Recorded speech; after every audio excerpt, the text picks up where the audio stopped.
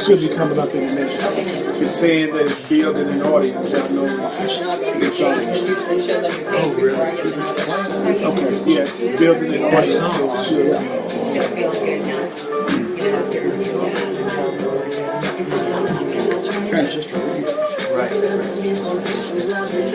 Yeah.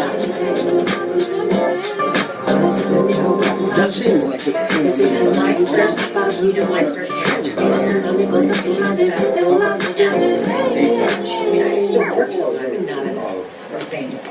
See, I see you. Really interesting. I see you, baby. I didn't get the invitation yet, but I went to your page and it's there.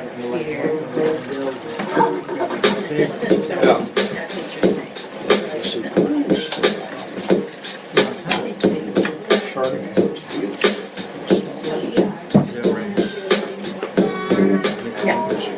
All right, mighty companions, we are live.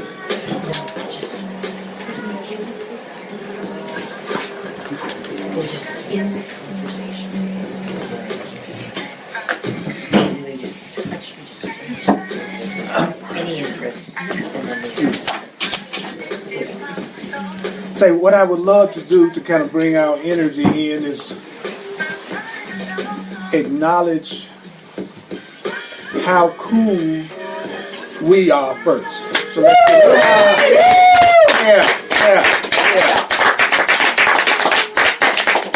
Those of you online, appreciate you coming to check out the Way of Mastery tonight. So, I'm going to take a couple of minutes to get centered, and that would also give everybody a time to come in and join. Thank you, those of you that are online right now. Sinead and Pauline and Quana and Demola and Suzanne and Janet, Myrna and Kathy and Trish and Janet and Holy Spirit. Yeah. That's right. That's Holy Spirit with the pimp hat on over there.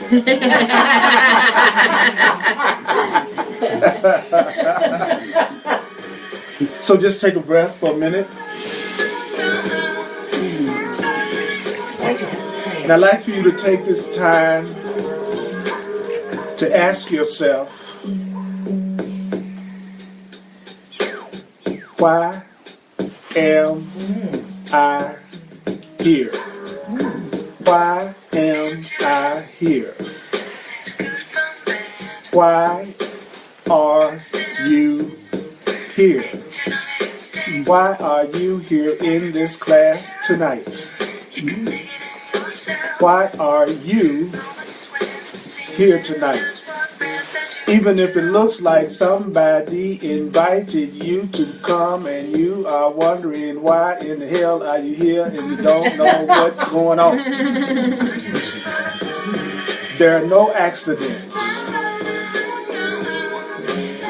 So surrendering, you are here to surrender to your good. You are here to surrender to your good. You are here to surrender to your good. And there are three things that you need to do first in this Way of Mastery class.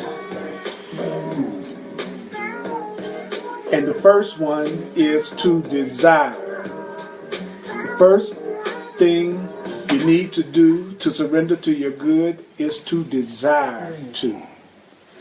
So the first stage is the stage of desire.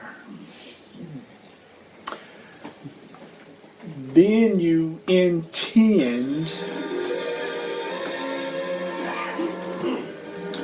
and then you allow. Desire, intend, and allow. Desire. There's some folding chairs in that next room behind this door. So, desire, intend, allow.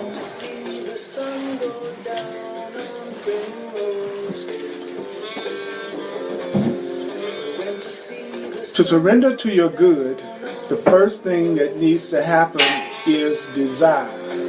You have to desire to.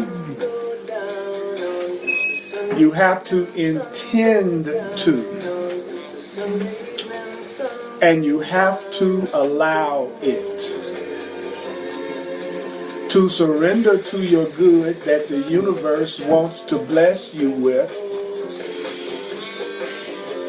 requires 3 very important attitudes: desire, intend, and allow. Do you know you have to desire, intend, and allow? So say to yourself silently, I desire, I intend, and I allow. I desire it, I intend it, I allow it. I desire it, I intend it, I allow it. To surrender to your good,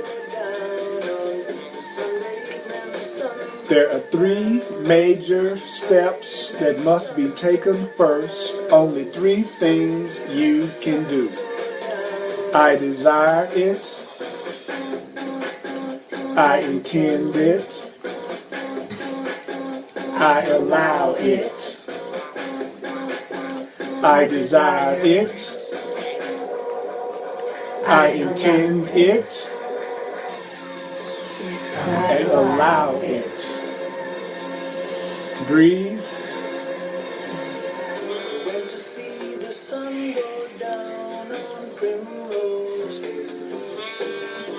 I repeat, to surrender to your juicy sweet good, there are 3 steps that you must take.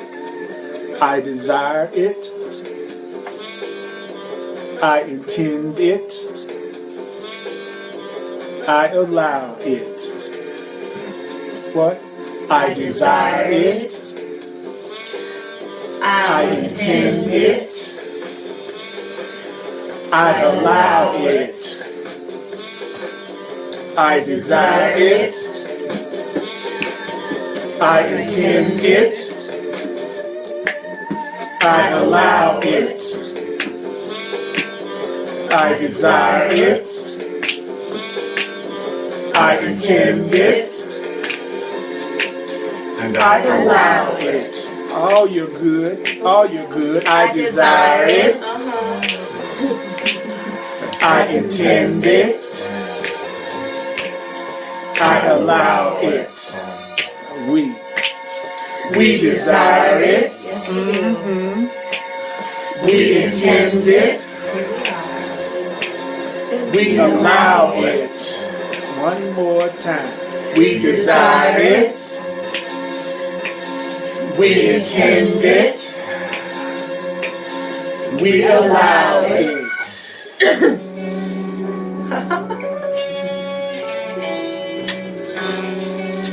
And do you know that we need not believe the ideas? We need not accept the ideas. We need not even welcome the ideas. Some of the ideas we may actively resist, and some of the ideas we may find to be quite startling. We are not asked to judge the ideas at all. And here it looks especially big tonight. She's so full of I feel like my shoulders real little in my head. You are not asked to judge it.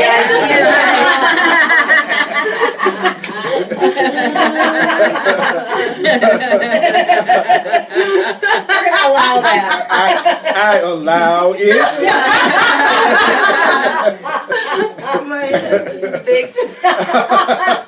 It's especially big tonight.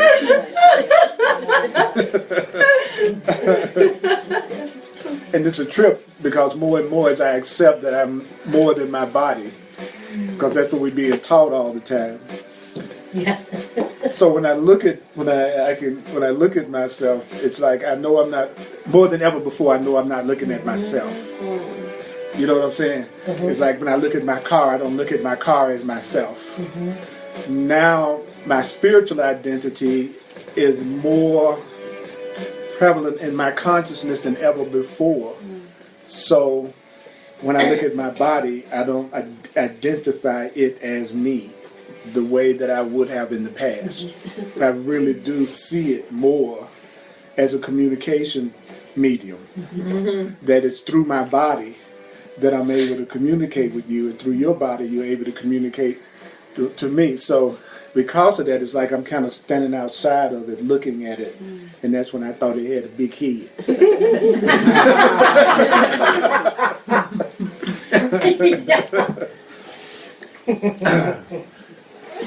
So we're on page 307 in The Way of Mastery, part 3, The Way of Knowing.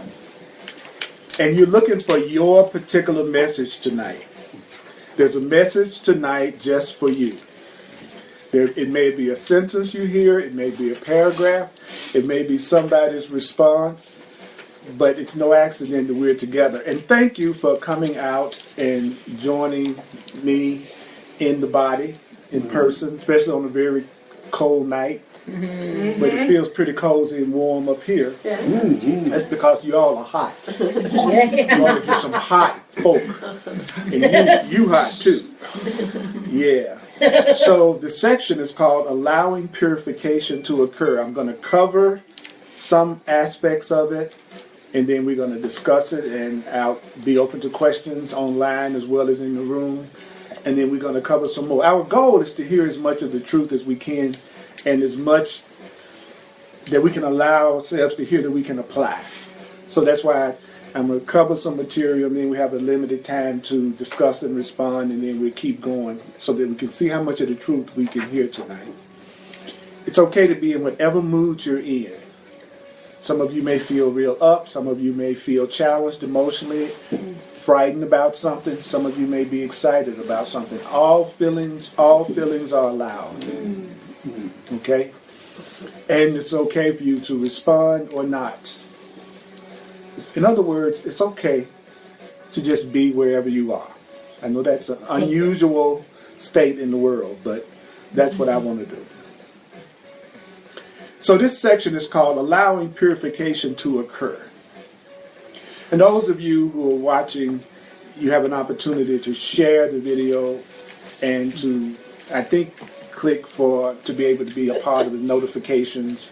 So the first thing that we're told by the universe, by Spirit, is be willing to visit every dark corner of the mind. That means be willing to visit every fearful corner of your mind. Because in truth, it's not necessary to seek for love. There are a lot of people in the world that are seeking for love. And the reason why there's no need to seek for love is because love already is embracing you. You don't have to seek for what's already embracing you. And I've heard that in so many different spiritual teachings. But I don't always think I'm feeling it. You know, it's like I'm hearing that I'm surrounded by love. Oh, for sure.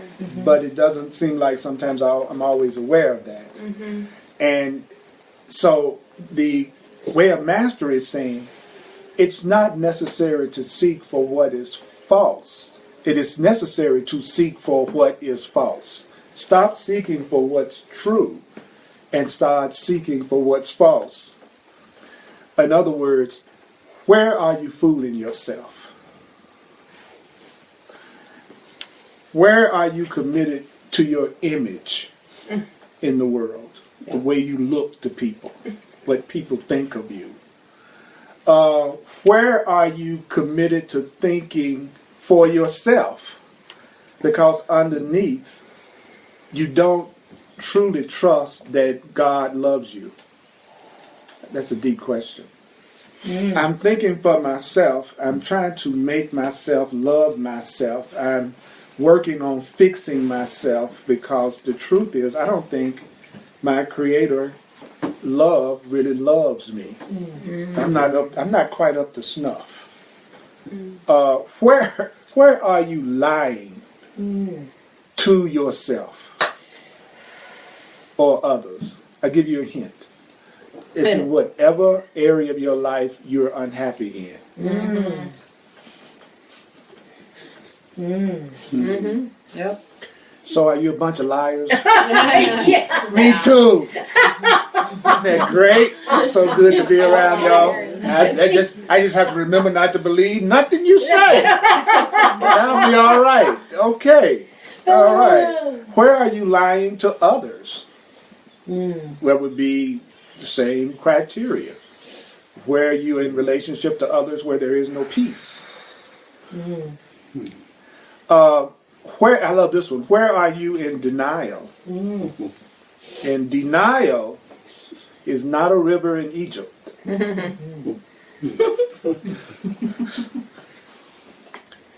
Now, think about it this way. When I say where are you in denial, probably the first thing that comes up is something negative I'm in denial about. Something about myself that I need to take a look at that it's not really that pleasant that I'm in denial about. But actually, it's just as much the other way around. Where are you in denial about how perfect you are? Where are you in denial about how innocent and beautiful and powerful and talented and creative you are? Are you in denial of your power? Yes. That's right. Are you in denial of your capacity to know abundance in your life? Where do you need to understand what projection is? Projection is what? There's a quality that exists in me that I project that it's in you. I'm saying it's in you instead of in me. So I'm projecting. Now, you can project, there's good projection, and projection is not so good. So when I look at you and I say, you are really cool, or you are really smart, or you're really divine, that's a really loving projection. Because I couldn't see that in you if I didn't think it was in me. That's right. So I'm really projecting on you the way I'm seeing myself. Just as much as I would be projecting if I was saying you're selfish, you're cruel, and you're uncaring. That's just as much a projection of something that I believe about myself also. So where do you need to understand more deeply how the viciousness of your own ego is working in your own mind? In other words, where do you need to understand more deeply how the viciousness of your own fear is working in your own mind? Where are you pointing a finger outside of yourself? It's your fault. It's your fault. It's been really interesting to stay conscious that every time I get ready to point my finger outside of myself, I got one pointing back at me. You know, it's like, so what I do is I just take this finger and put it down. Keep on pointing. But that's not the correct way. Where are you denying that you are afraid? Where are you really feeling fear, but you're pretending you don't? Where are you really afraid in your life, but you're saying I'm not? Where are you denying your fear? And the Course in Miracles and the Way of Mastery says fear is a request for love. Okay? So you could say, where am I denying my request for love? Where am I in denial about my request for love? Because my fear is a request for love. So if you're generally fearful, then you're generally asking for love mostly all the time. So if you're a fearful person and you're feeling afraid all day, then you're asking for love and you're requesting love all day. Have you been requesting love all day today? A lot. Have you been asking for love a lot today? Yeah, today. Better been asking for love. Would you raise your hand, please? All right, look around the room. So we're a bunch of liars that's asking for love. Yay. All right. We're not alone. We're not alone. That's Or even right. not That's doing right. well at it. That's right. That's right. That's right. I'm saying I'm not enough. That's a lie. I'm saying I'm not powerful and abundant. That's a lie. I'm saying that I'm alone often. That's a lie. I'm saying I can't be successful in the areas of my life. That's a lie.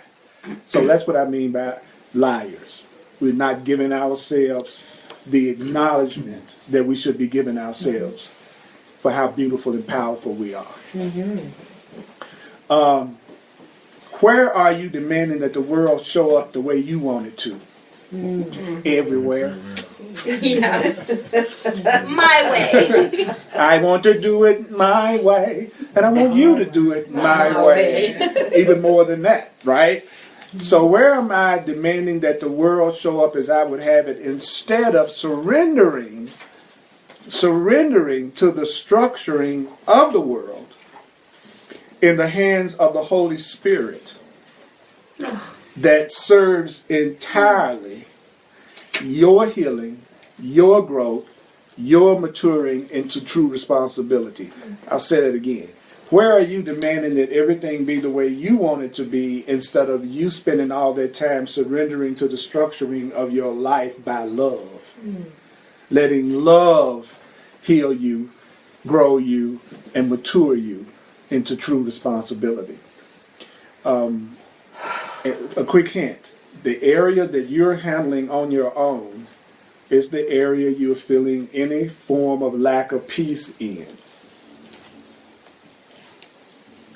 So that makes me aware that I'm still trying to handle most of the things in my life on my own, if it looks like most of the things in my life are not entirely satisfying to me.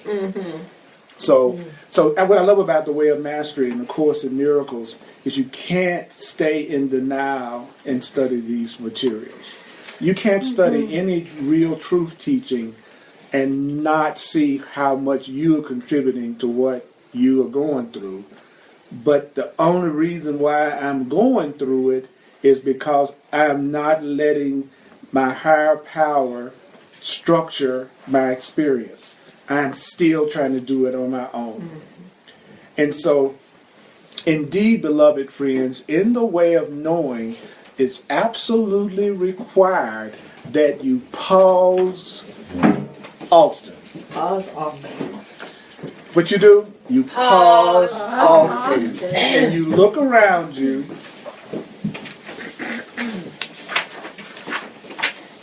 and say, you pause a lot. Then you look around you and you say, I abide in the perfection of a loving universe. Amen.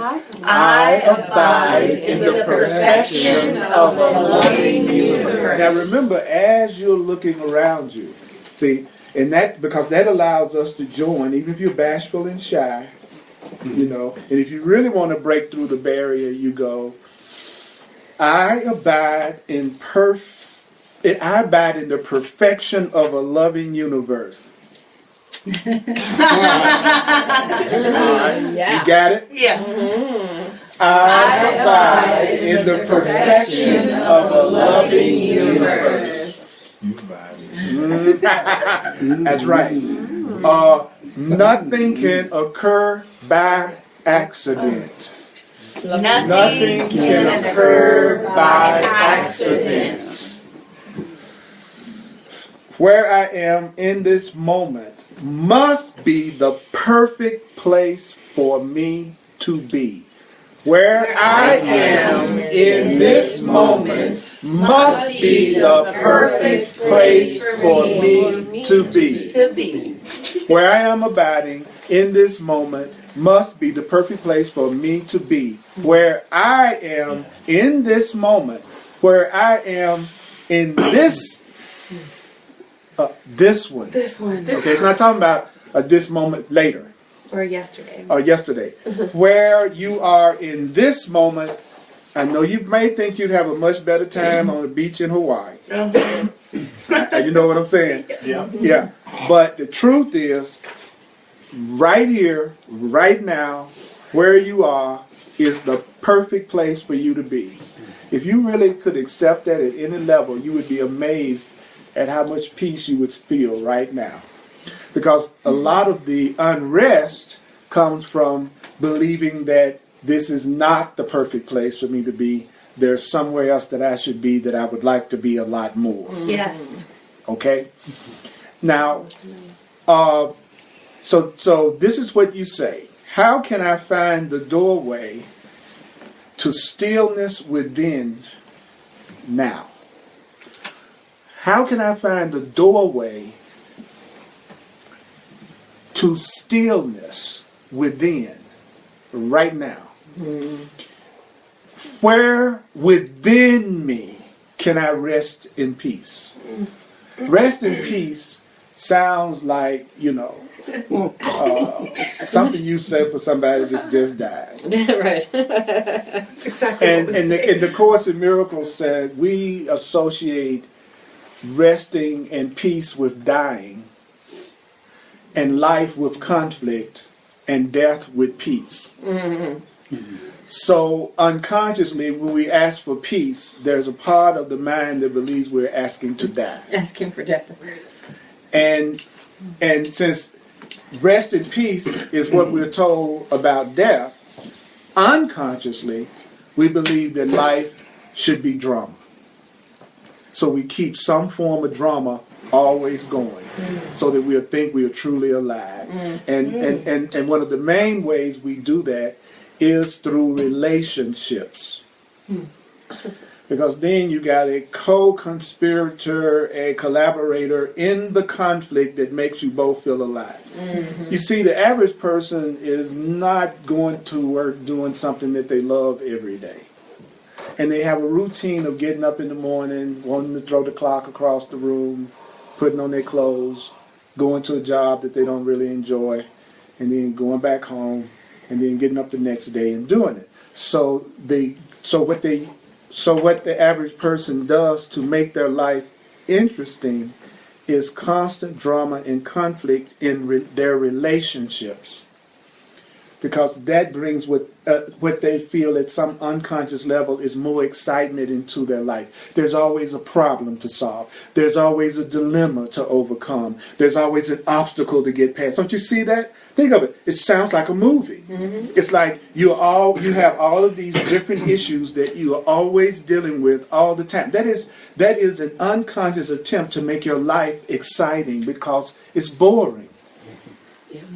So if I can call my friend up all distraught about the latest disaster I've created for myself, that beats just getting up in the morning, going to work, coming home, going to bed, getting up in the morning, going to work. Yeah. You see what I'm saying? So there's a part of us that believes that life is conflict and death is peace. And it's the opposite.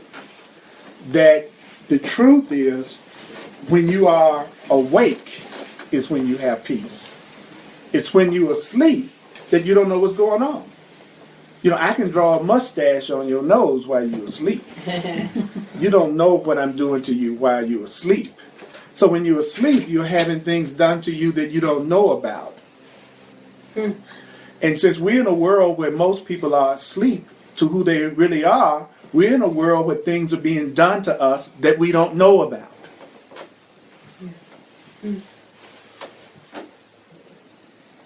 And when you wake up and you begin to recognize what you're doing to yourself, and you try to tell somebody about it that's still asleep, Oh man. they see you as the enemy. And it's crazy.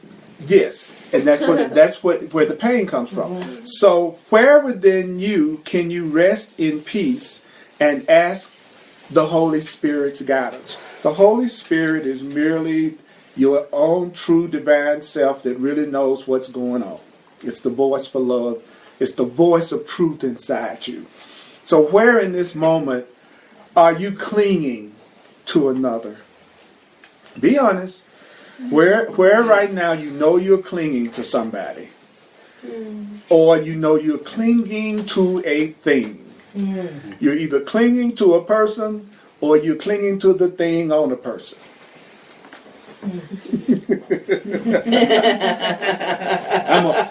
Well, see, that's because we're into Star Trek, and I'm a Klingon. You saw that he just clinged on me. You clinged on. You're a Klingon, buddy. You know, I love that term in Star Trek, the Klingons.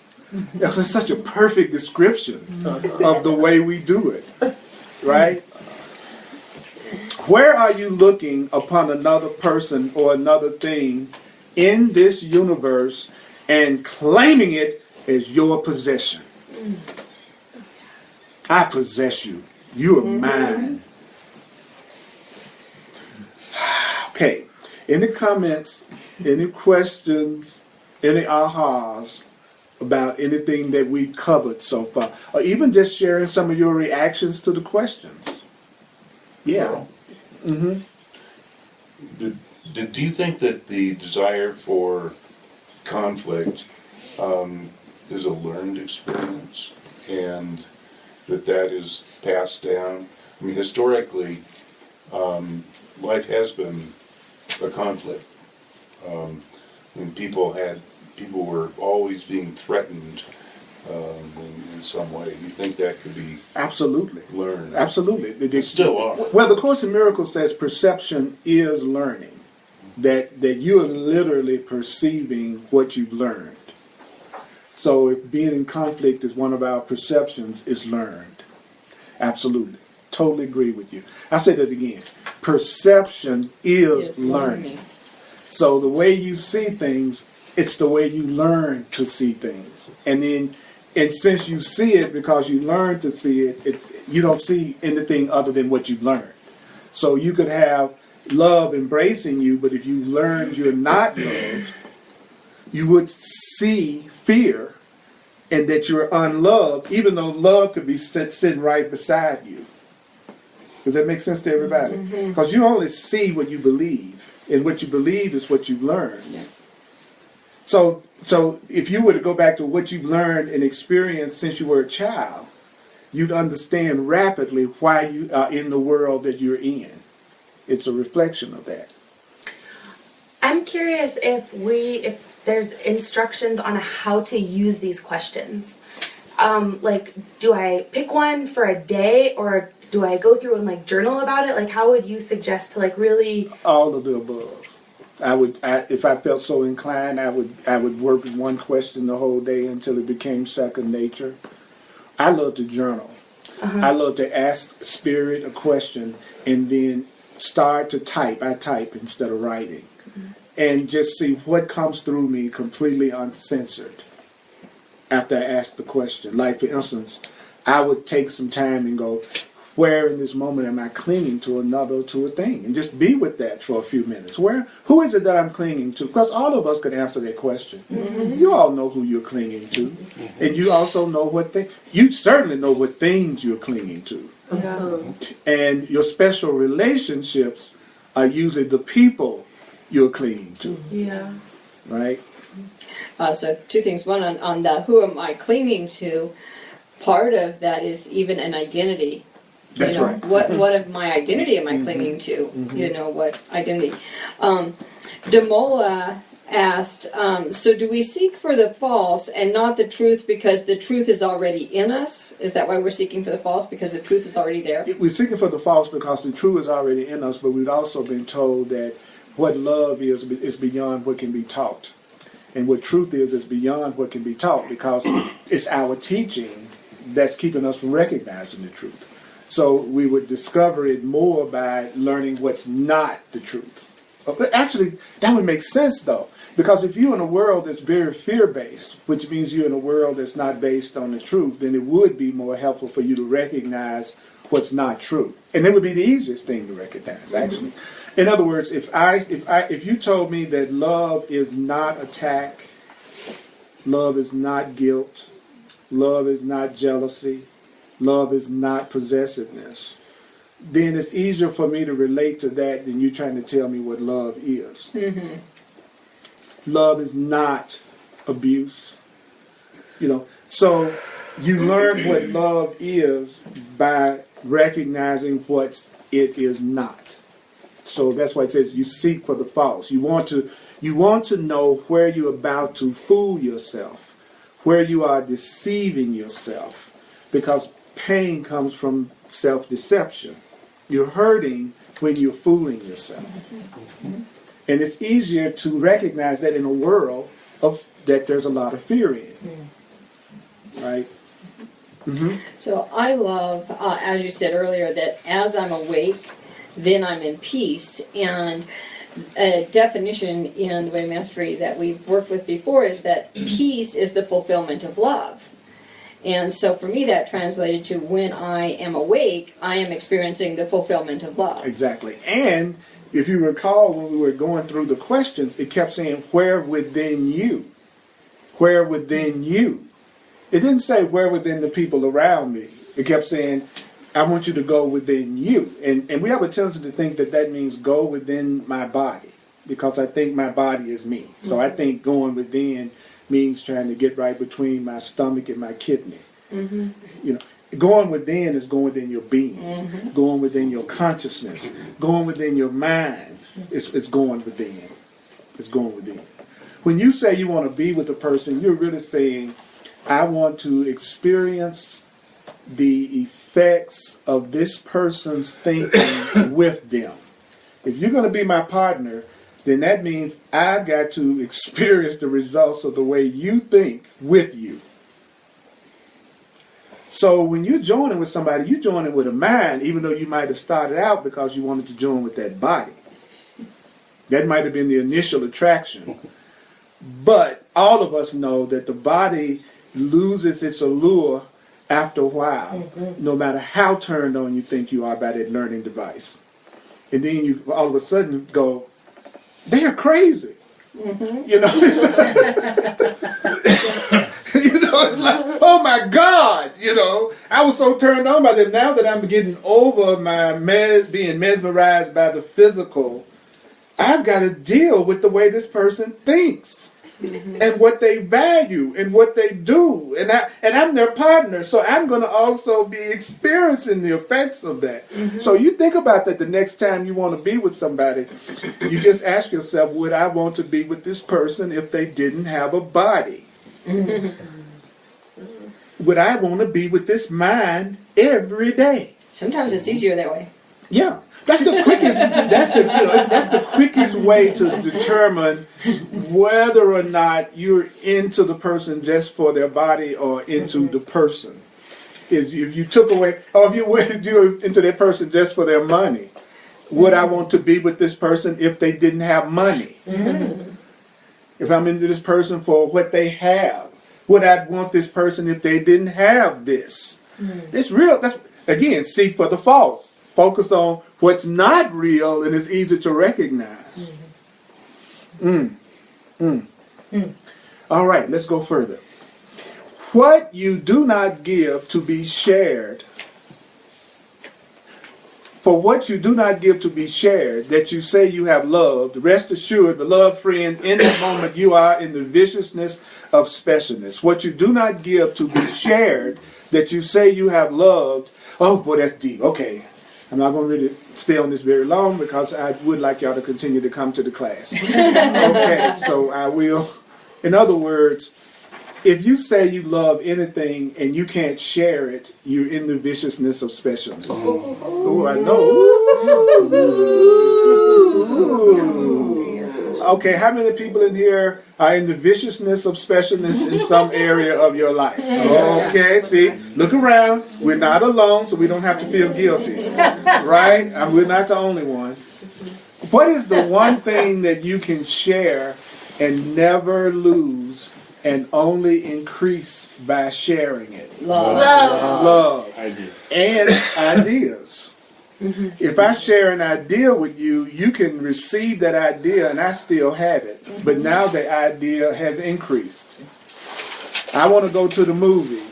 Will you go to the movie? You say yes. So now she's sharing the idea of going to the movie. I still have the idea of going to the movie. Right. Now she's got the idea of going to the movie. So now the idea of going to the movie is stronger, but I didn't lose anything.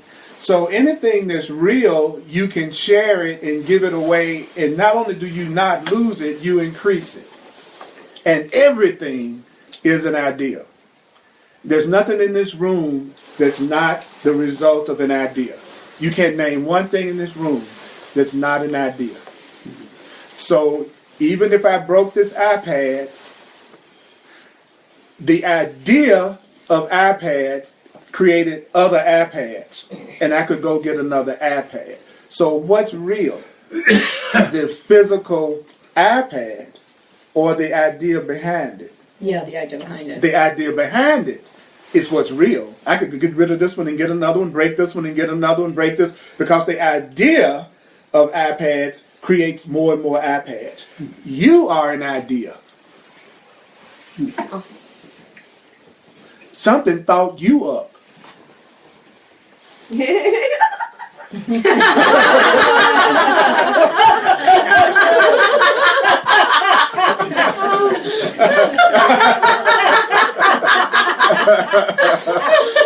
That was great. That was good. God is an idea. God is an idea. Love is an idea. And when you hear that God is an idea, the temptation is to think that that makes God less real. We think physical is what's real, but we just said this chair could be destroyed tomorrow, but I could get another chair. The idea of chairs lives on. Are you with me? You're it? Are you with me?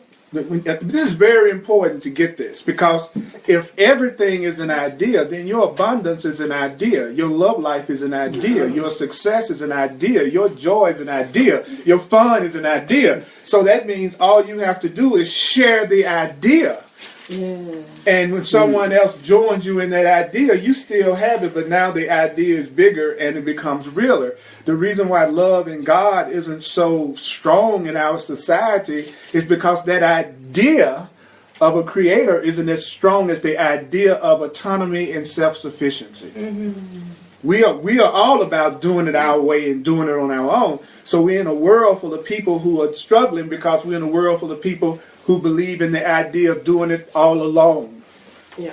So that's the idea we're sharing. So that's the society we live in. And now you're on your own having to make it. And people actually resent you if they think they have to help you.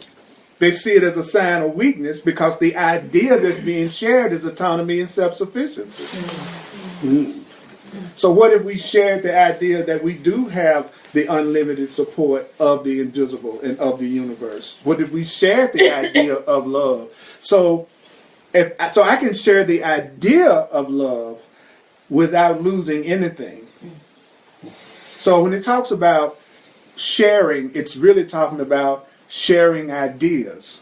But if you give a physical thing away, then it looks like you don't have it anymore. But you can give an idea away and you'll never lose it. See, the idea that I will always have, for instance, a woman that loves me, that's my idea. So no matter what individual woman may come or go in my life, the idea that I can be loved by a woman will always draw another one, create another one for me.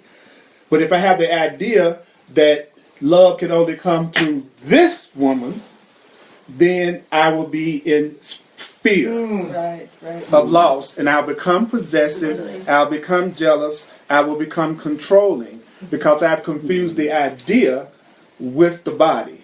You'll become a Klingon. I become a Klingon. But here's the weird thing about it. If people are around you and they can sense that you have this idea that you deserve love and you will always draw loving relationships, they will become much more conscious about how they treat you. Because they know that you can receive love and you will receive love whether they give it to you or not. That's right. And so they'll want to treat you better because they know they could be replaced. Woo! Woo! You like that, I didn't do. you? Yeah. That's how you know it's the truth. When you hear the truth, you immediately feel lighter and more peaceful. That's how you know what I just said is the truth. It didn't increase your fear, it decreased your fear. I believe I will always be loved. And I've been working for years to let go of every belief to the contrary. That's what spiritual work is about. Undoing the blocks to the awareness of love's presence. And any friend or partner should be someone that's helping you undo any belief in blocks that you have to love's presence, or why be together? Okay? So when I talk about, so you're in the viciousness of specialness if you can't, in other words, if I say I want my partner, for instance, to be a means for other people to receive love, that isn't necessarily me saying I want my partner to be a means for other people to receive sex. Right. Which is what people confuse that with. I'll say that again. Because I say I want to share my partner in love, it's not the same as saying I want to share my partner in sex. That's right.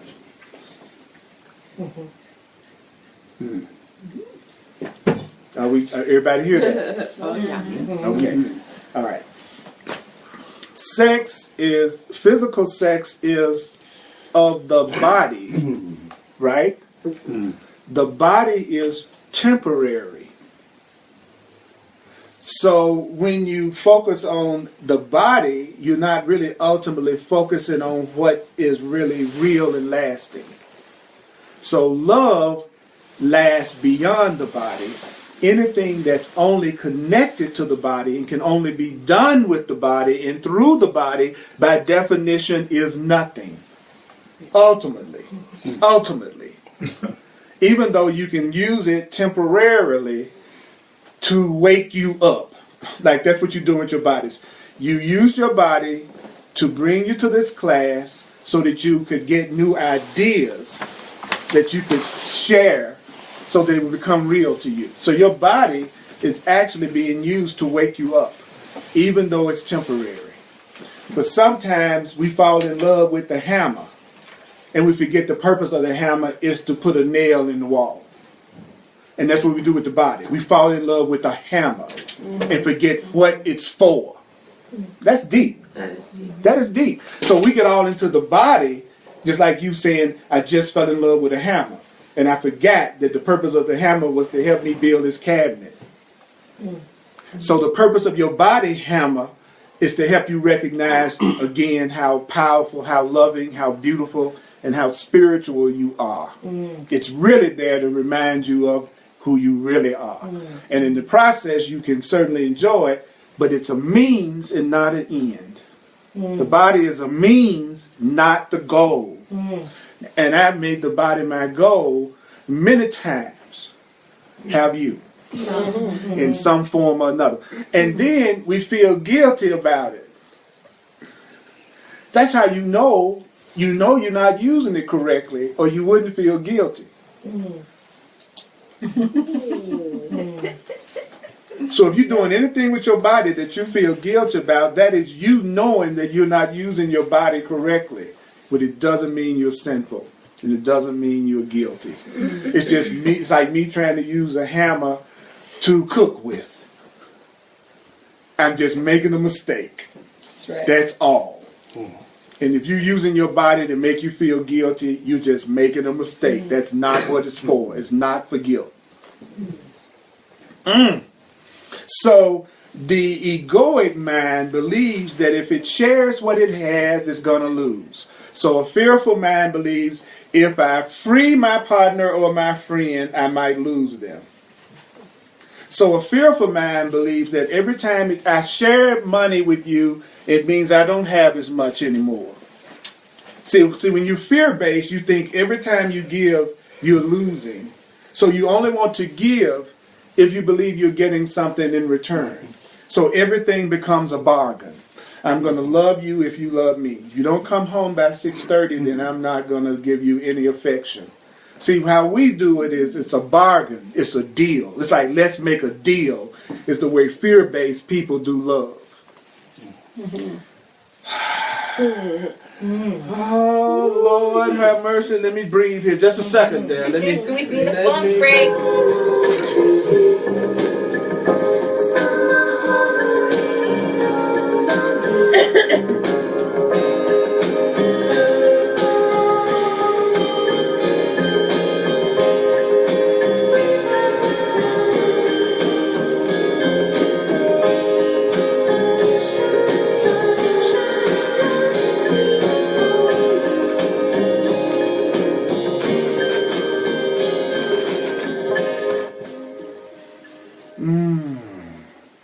Thank you. Therefore, in your world, when you perceive that someone or something has brought you a great source of comfort, when you believe that somebody has brought you some comfort and love and even security, to see that being shared elsewhere activates the fear of loss within you. You brought me comfort and love, and I believe that to see that love that you're giving me being shared with somebody else activates, the key word activates, my fear of loss. You know, so you looked at that person a little bit too long there. See, you're supposed to be looking at me, because when you look at me, I feel secure in love. Now you're looking at her. That means that you're activating my fear of loss, especially if I think she looks better than me. Got it? All right. Anybody recognize any of the things I'm talking about? Am I talking very abstractly here? Okay. All right, any questions, any comments about this? So I just have someone that I don't think is able to see what I'm writing on here, wondering where we're at. So we're just on page 38 on part 3. Could you? So page 308. 308. Page 308. In the way of knowing. Second paragraph. Yes. Page 308, in the way of knowing, in the way of mastery. We just finished this. Okay. Anybody have any thoughts about what we just heard? Any, like, my God? Okay. I think that what happens there, the reason that we think that way is because we think love is finite. Yes. And that it's like I have 5 pounds of love. 5 pounds of If I love. share that, That's right. You know, I have 4 pounds of love. I got 200 pounds. I'm trying to lose some love. That's why I'm working out. Yeah, we think love is like a piece of pie, or like a pie. If you know, whatever pieces you share with somebody else, that's less pie for me. We don't realize that the more you share it, the more you have. But remember, the idea of love, the idea of sharing, the idea of oneness, because you can't share your body with everybody. It's physically impossible. I tried it in the 80s. So, I'm here to tell you from much research, it cannot happen. Okay? So, Researching for us. yes, but the idea of love will always, always draw love to you. I really like the belief that I will always be loved. That's right. And I felt really freed when you were using the example of, well, I'll always be loved. If that's the idea that I'm continually circulating through me and affirming, then it's going to come through this person, then it's going to come through this person, and it may hang out a while, hear it through this person, but I just love that. I do too. I really appreciate that. Yeah, if you look at it as everything is a thought, everything is an idea, you would completely lose your fear of loss. Because you can see that example that I gave you. You share an idea, you don't lose it. Just like if you make a Xerox copy of something, you always keep the original, even though you got the 50 copies. So keep sharing the idea of love, companionship, collaboration, abundance. That idea will create it for you, and it will draw you to that which resonates with it.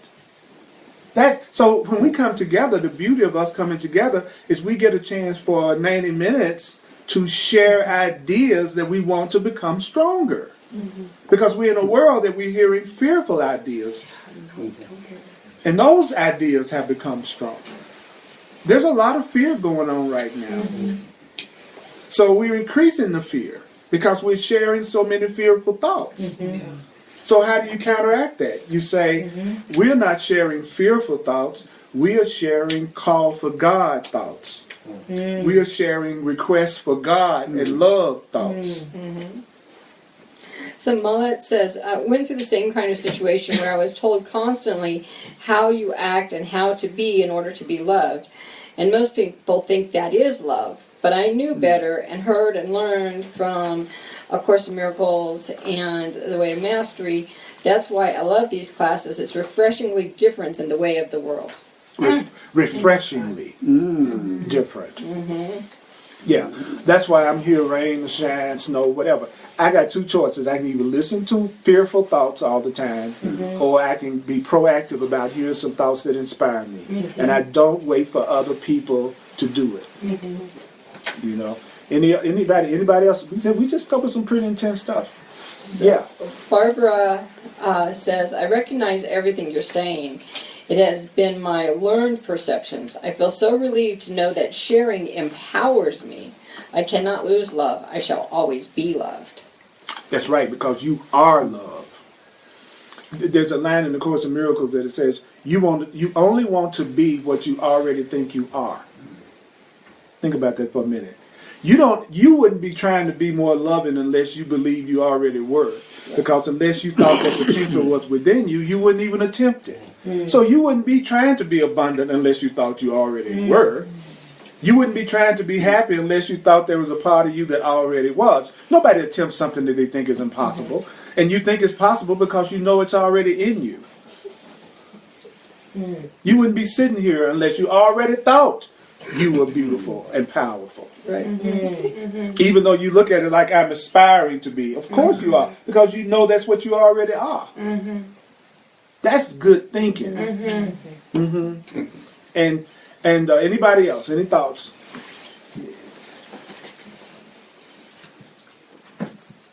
Damn, I'm good. Okay. Okay. Now, I'm going to tell you a little story. Much like many of you might remember that when you were teenagers, was I ever? Yes. I remember now. Last year. That's right. When you were teenagers and you began going, as we used to call it back in the day, going with somebody, with a certain boy, a certain girl, let's say in the 7th grade, and then 2 weeks later they decided to go with somebody else. Oh, I know. 2 weeks! Yeah, 2 weeks! So long! Her name was Shasta Thelma. Okay, anyway. I just had a thing for Shasta. She went with somebody else. And it was so crushing. Right? He says, oh, how crushing it was. For the source of your love had been stripped from you. Never will you enjoy the smell of a flower again. Never will food taste good again. There could surely be no one else in this universe that could provide you with this great source of love and attention. Attention. Such is the immaturity of a child. Such is the immaturity of many children who live in 50-year-old bodies. Anybody had that experience? It evokes such deep feeling that it was like a drug for me. It was like there was a part of me that was getting off on that feeling of that anguish of yearning and missing them and wishing I still had them and wondering what they were doing with the new person. You know what I'm saying? Yeah. You know that time that you was behind that bush across the street from your old ex? That was you. Anybody, has anybody in here ever done the drive-by?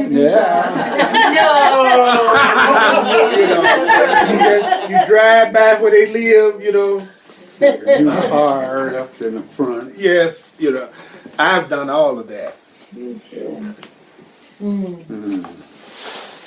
See, when you feel innocent about something and you've gotten to the point that you're beginning to love yourself, you don't have a problem admitting what you used to do when you were crazy.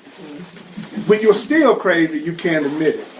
When you're no longer crazy, you'll tell people how crazy you be. And that's why I think a person who can tell me what they think of as their worst sins or guilt, I can trust them because I know they've transcended it now. The one that hides it and just tries to present an image to me, like I said earlier, protecting that image, then I know that's not a person that I would be safe to enter a relationship with. That's right. So as you feel innocent, you can talk about the things you have felt guilty about. If you still feel guilty, you hide it. That's right.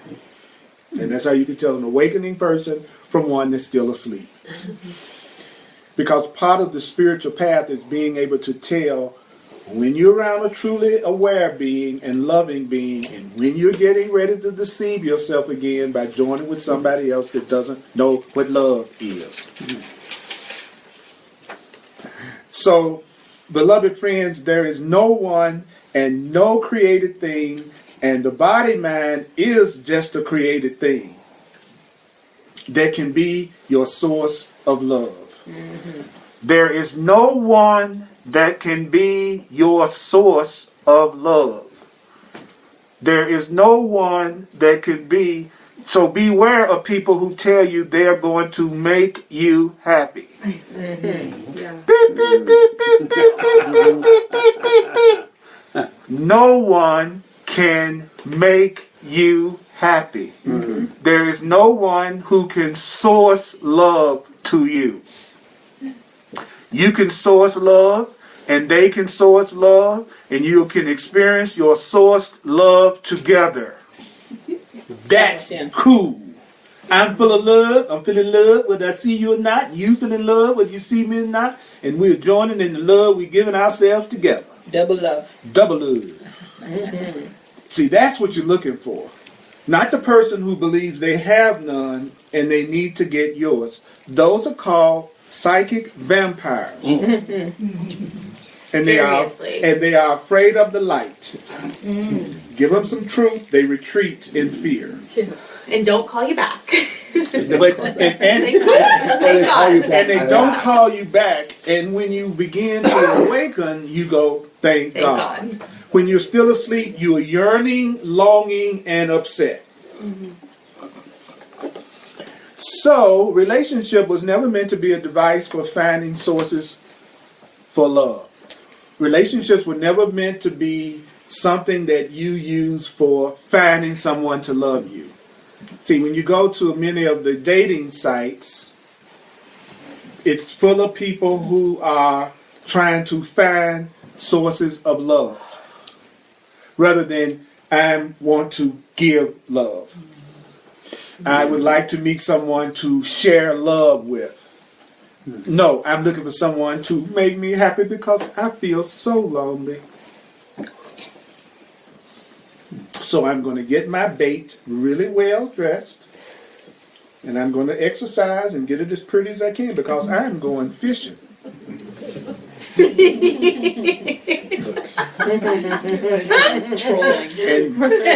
like I've said before, my old bait ain't what it used to be many long years ago. So I have to get over the fact of, for me to be loved, I got to look like I'm 20. It's a losing proposition for me at my age. You have to change your perception of what attracts love to you. It's got, the system is built in that it's got to go beyond the body. Because it's only going to happen for a little while that you got that little body that's the best bait in town. But the problem is you hanging out with bait that's pretty much the same age. So still you're dealing with a situation where you got a lot of competition. You know, and Denver has some incredible bait. There's some bait in this city that, you know, You all got great bait. I'm checking y'all out. You are great. Yeah, some awesome bait in this room. I want to go fishing tonight.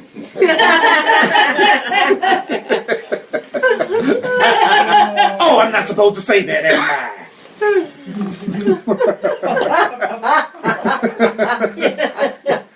So relationships are not designed to be sources for love. Relationships were designed to be holy. That means they were designed to be healing. They were designed to be sane. They were designed to be freeing. They were designed to be awakening.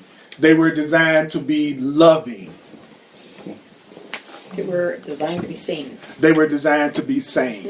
In holy relationship, in the course, in the way a master says, another term for holy is sane. In a sane relationship, two have come together, not to get,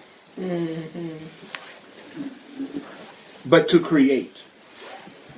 I want to get with you, not to get you. I want to get with you so that we can extend love together, extend truth together, extend joy together, and to create out of what?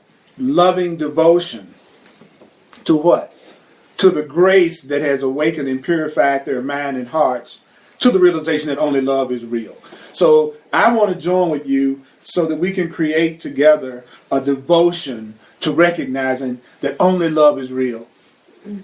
I want to look at you and just look at you and just recognize that love is real just because you are my witness that love is real. Yeah. So do you know what it takes to have that kind of relationship? It takes you being willing to say no.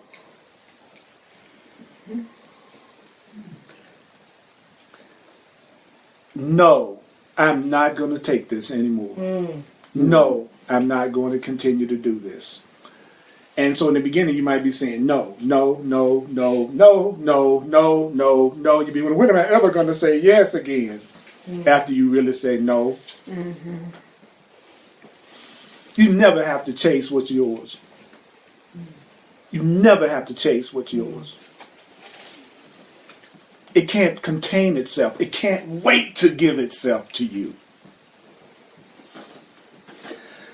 But in the world of fear, in the world of the ego, the fear-based mind is only attracted to what does not want it, and the fear-based mind is only attracted to who's not available. So that you're protected when you're a loving person, because if you're a loving person, you're going to be available. So therefore, a fear-based person won't want you. And that'll be your protection. Amen. But you, when you're still crazy though, you'll be going, I feel so rejected.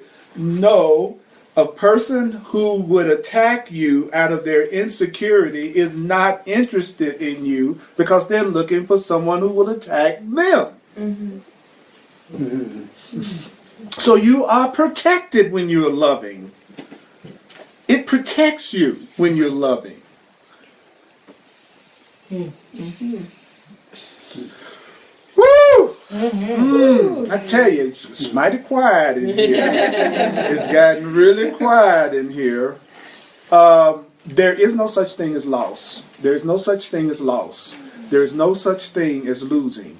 You cannot lose. You can't lose anything that's real. You can never lose anything that's real. You can only lose what wasn't real in the first place. And only love is worthy to be celebrated. Any thoughts, any questions, any ahas, any comments? I feel like celebrating. I can't lose. If I can't lose, then I can create and risk anything. If I can't lose, then I'm not going to have a lot of grievances against you because I don't have unrealistic expectations of you sourcing love for me in the first place. So why would I be mad at you? I'm That's not right. looking for you to make me happy. So That's now right. I have no grievances with That's you. right. I'm just thankful for whatever you share. So I can create and do whatever I want. That's What right. does an awake person do? Whatever they want. What does an awake person do? Whatever they want to do.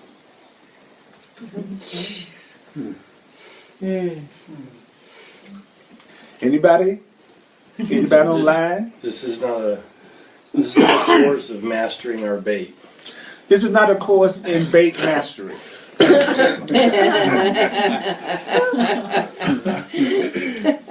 We already have bodies. We already have unique bodies. My body looks different from yours. Yours looks different from mine. We've already been successful in creating our uniqueness and our specialness. It's redundant to try to be special because you already are. You already are unique. I don't feel jealous because I know that anybody that's with me, they're not going to experience anybody else like me ever. So therefore, I don't have competition. I don't have to be worried about what you're doing with somebody else because they're not me, but they are me. That's the paradox. But you understand what I'm talking about. But if you are not honoring your own uniqueness, then you are threatened by everything and everybody. But I know you're not going to meet another Earl Purdy. That's right. And when we come together, we create a third entity. Like there's some they say, Bradulina and all this stuff that they're saying. There's a lot of truth to that. That the minute you join with somebody, you all create another entity that no one else can experience but the two of you. See, whatever somebody's experiencing with you and what you're experiencing with them, and the way you are experiencing it, you will not experience it that way with anybody else. And you know that's true. You also know that it amazes you how you act around one person compared to how you act with another one. You almost wonder if you're the same person. That's why it's so cool to be with people one-on-one. Because then you get a chance to see how they really want to be with you. Because there's no one else to witness what you're doing. So there's no excuse for you all not being exactly the way you want to be with each other. There's nobody to get jealous. There's nobody to be threatened. There's nobody to get upset. So you can really tell what you really want to do with somebody if you're alone with them. And if you find that when you're alone with them, you become afraid, that's how you really feel about them. Even though you're all free in the group, but the minute you get one-on-one, you shut down, that's how you really feel about them. And then why are you afraid? What is it you think you're going to lose with them if you open yourself up? Just questions. We have a lot of confessions of the young and insane on here. Oh, what's that? Okay. There's several admitting to life in their 20s and 30s and the behaviors that they had, like the drive-bys, and this is really resonating for people. But Maureen... The drive-bys. I like when you said it. The drive-by. That's right. Yeah. Maureen says, leaky barrels will ultimately drain you if you do not recognize your own need to stop filling it. Yeah. Yeah, my own need. And then spirit is saying, let me love you. Your real self is saying, let me give you the love that you're trying to get from everybody else. And when you see it in yourself, then you're going to see it in everybody because the outer is a reflection of the inner. So it's a lot easier for me to, what does it mean to love yourself? It means to appreciate yourself completely. It's not complicated. If I appreciate myself, you'll appreciate me. I experience more and more appreciation as I appreciate myself. And it's not egotistical to appreciate yourself. It's egotistical not to. That's when you're in your ego, is when you're putting yourself down. But if you're acknowledging you're awesome and beautiful and kind and valuable, that's not egotistical. So stop saying somebody's building up your ego when they tell you something beautiful about you. They're actually undoing your ego. They're building your ego when they're saying, you're stupid, you're selfish, I don't like you, you're not valuable. That's someone that's helping build your ego. Deep. So, I'm going on a first date tomorrow night. All and I'm right. really excited. All right. And How's your bait? it's pretty nice. And I'm curious if you have like a go-to question or two to sort of tune into where it is that they are in their awakening journey, kind of past just the vibe that I'm getting from our conversation. Like if anyone or you have like one or two questions that just like kind of like cut straight to the part of it that allows me to. What would you really like to come out of this? What would you like to what would you like this to where would you like this to go? What is the purpose? What is it for? Oh yes, what that's it. Yeah. There's two. So how do you feel about love? How do you feel about love? What would you like to experience more in this relationship that you've never experienced in another one? Oh, that's a good one. I like that one. Yeah. Yeah. You want to okay, this is what you do. You go, Yeah. I want to be interested instead of trying to be interesting. That's the error that most people make on dates. They're all about impressing and how interesting can I be instead of going how interested can I be. What do you think about this? What do you feel about that? What do you want? What did you learn in your last relationship? What's the biggest thing you've noticed about yourself in the last year? Okay. Is there any block that you have, anything that I could support you in getting past? See, question. Live in the question. Live in the question. Live in the question. I live like in it. the I question. really like it. Because they will feel, first of all, that you really are interested, that you're not self-absorbed.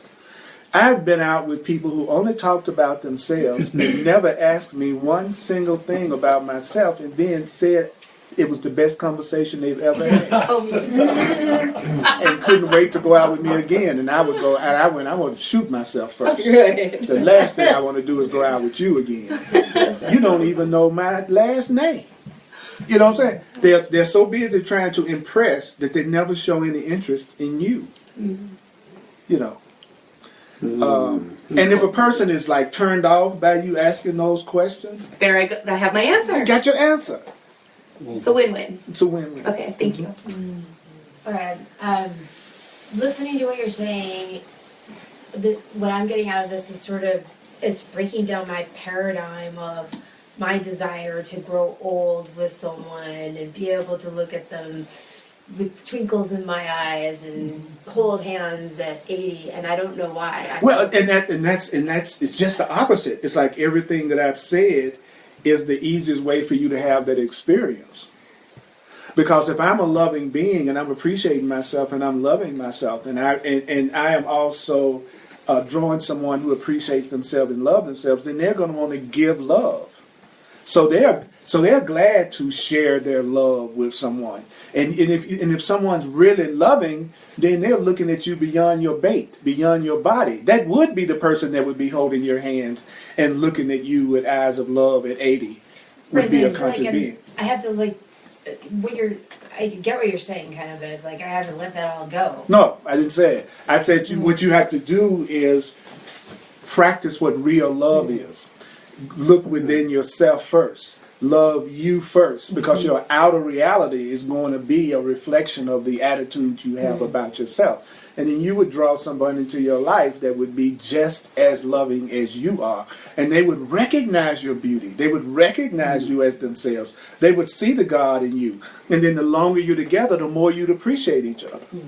It's the other way we've learned that pretty much guarantees you wouldn't have that experience. And if you're hearing this correctly, you'd be okay whether they were there or not.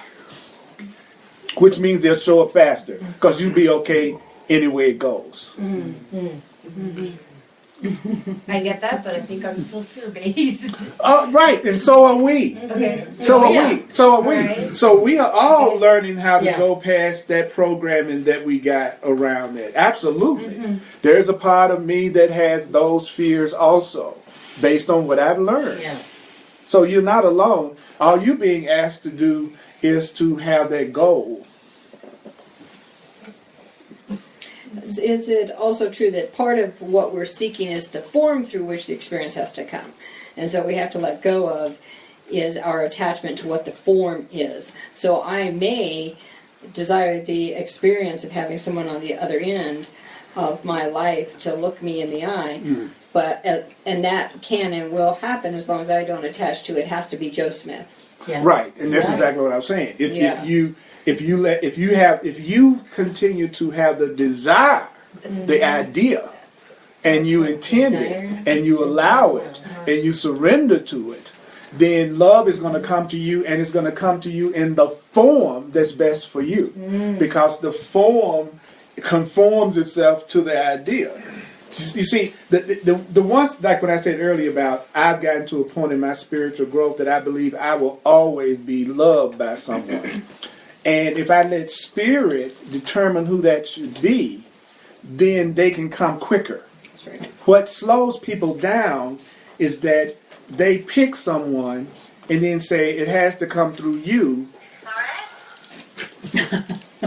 whether you want it to come through you or not. Then I'm going to spend all my time trying to seduce you and get you to give me what I want, rather than focusing on the idea of being giving and receiving and experiencing love, and then letting that idea draw to me immediately the person who would best fit that idea.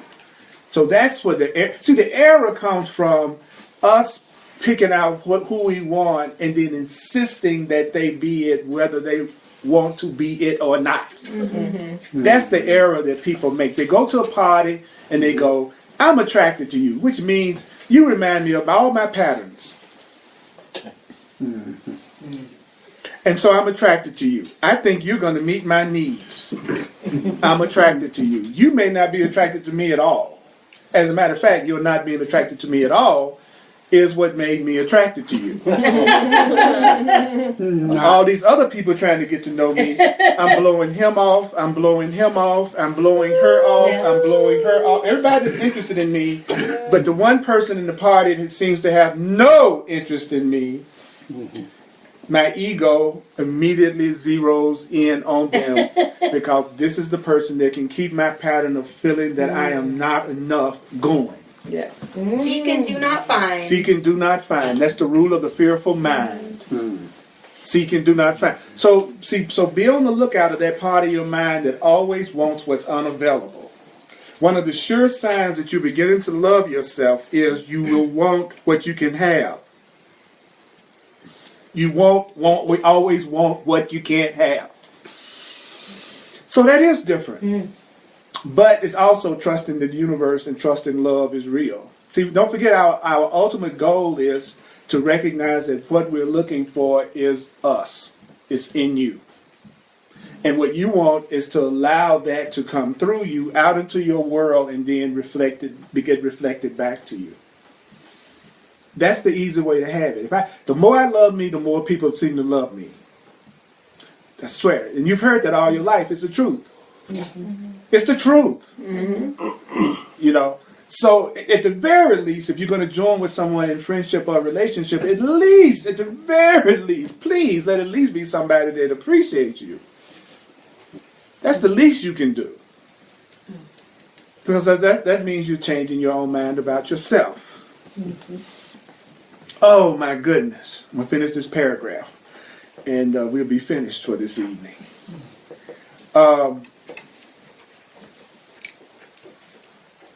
Therefore, in perfect love, there is no possessiveness. In perfect love, there is only perfect allowing. I'm going to allow it. I'm going to allow my abundance. I'm going to allow love. I'm going to allow companionship. I'm going to allow success. I'm going to allow it. In perfect love, guess what? There is not even you. There is only God loving through you. There is only life loving through you. So you're going on the date so that God can love that person through you. You're going on that date so that you can be a witness to the truth of that person, even if they don't know it. The greatest gift you could give that date is to remember that they're innocent, loved, and lovable, and loving, even if they don't think so. You're sitting there aware that they are not victims, that they're the creator of their reality, is healing them.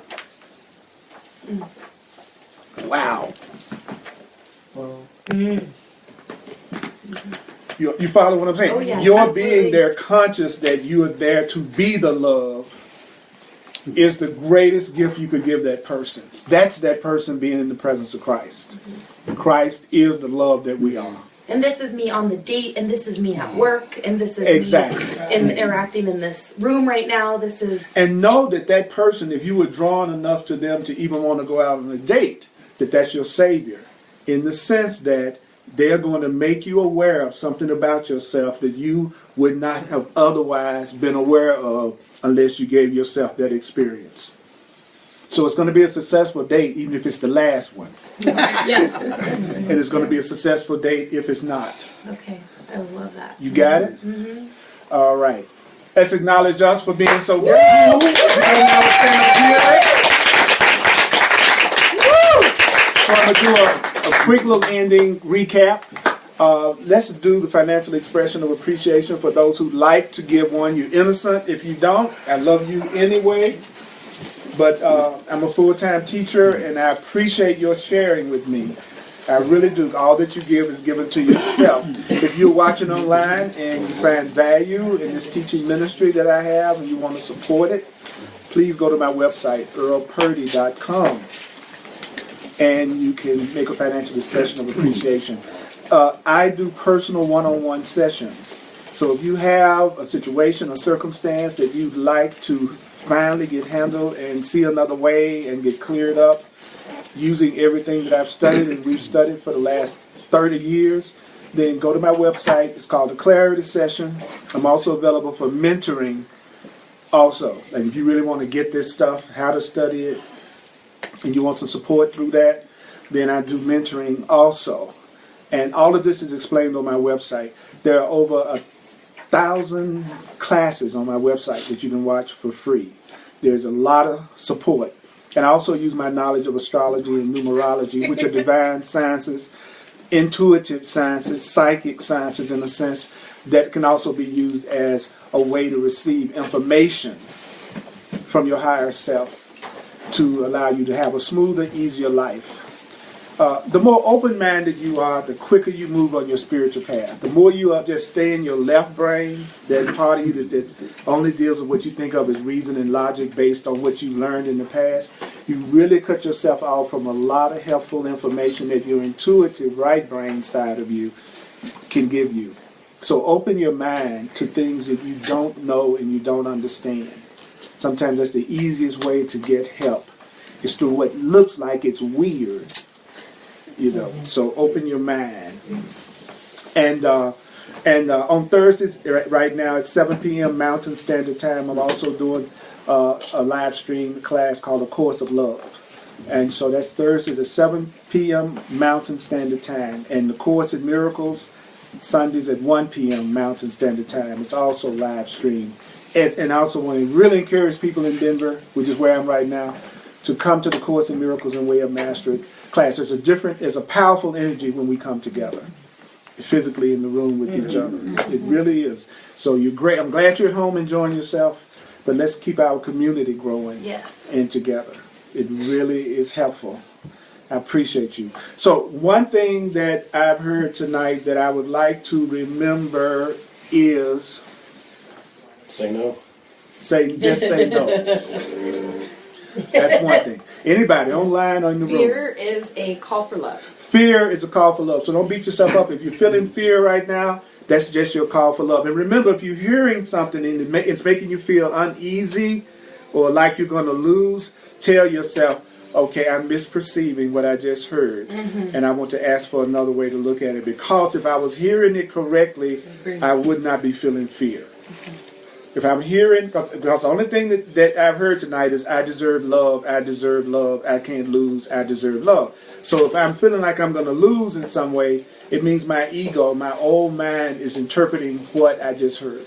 So don't want to be right if what you're feeling is discomfort about hearing you deserve to be loved and you can have it. Zen wants to say real love is love that is available. Real love is love that's available. And you can have it now. Yeah. Everything is an idea. Everything is an idea. So anything that you want to have more of in your life, share the idea. But that's why I teach. I'm sharing these ideas. Can you imagine how much these ideas have been reinforced in my mind over this length of time? Tony says, I cannot lose. I cannot lose. You cannot lose, Tony. You cannot lose. You can't lose. Even though you can believe you can lose. But you can't lose. Yeah. I'm committed to asking and really following through with 2 of the questions to allow purification to occur in my mind, to visit sort of like the darker corners. And I just wanted to say that out loud. That's right. Cool. And Judith is sitting us up and says, in perfect love, there's only source loving through you.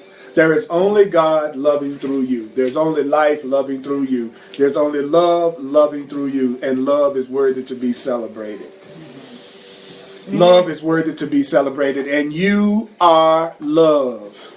You are love. You are love. You are love. So we're going to finish one more with desire, intend, and allow.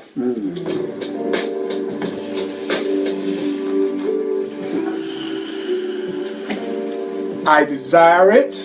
Together. I desire it. I intend it. I Allow it. Again. I desire it. I intend it. Now we're going to funk it.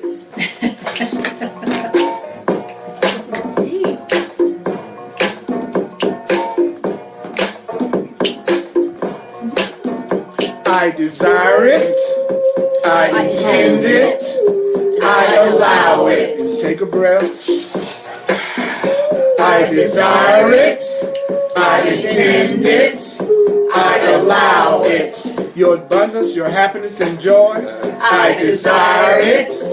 I intend it. I allow it. Perfect relationships in your life. I desire it. I intend it. I allow it. The perfect self-expression in the world for you. I desire it. I intend it. I allow it. The love of God to come into your life right now. I desire it. I intend it. I allow it. Now breathe and let it in.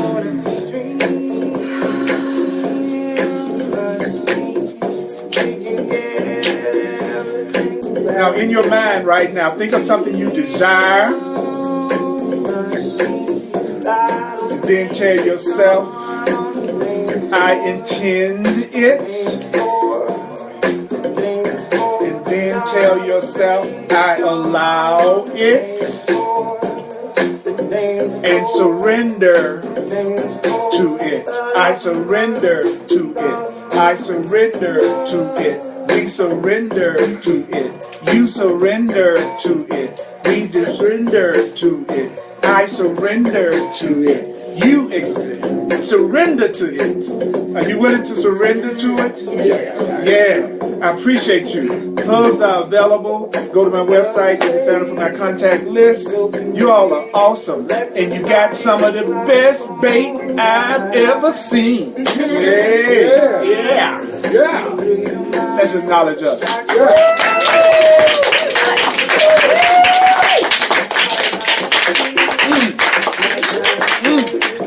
Hugs are available, you juicy beans.